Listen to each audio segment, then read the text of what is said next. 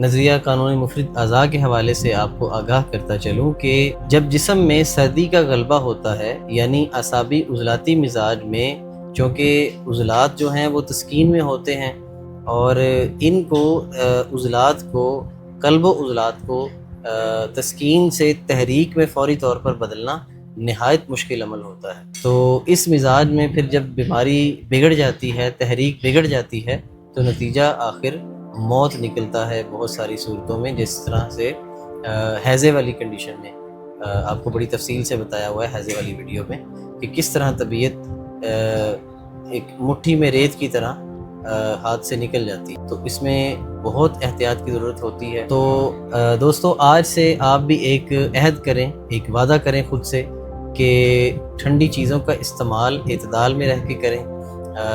اس کی ٹھنڈک کی وجہ سے بھی اعتدال میں رہیں اور اس کی مقدار میں بھی اعتدال میں رہیں، اور دونوں طرف سے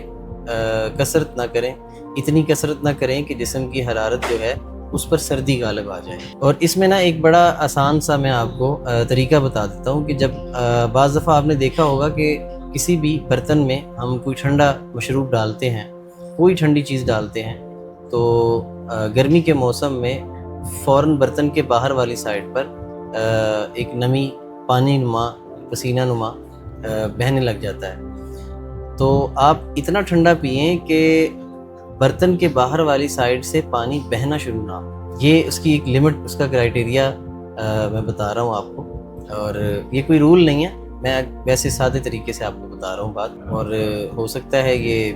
ہر چیز کے اوپر اس طرح سے سوٹ بھی نہ کرے۔ تو مقصد یہی ہے کہ آپ لوگوں کی صحت ہمیں عزیز ہے،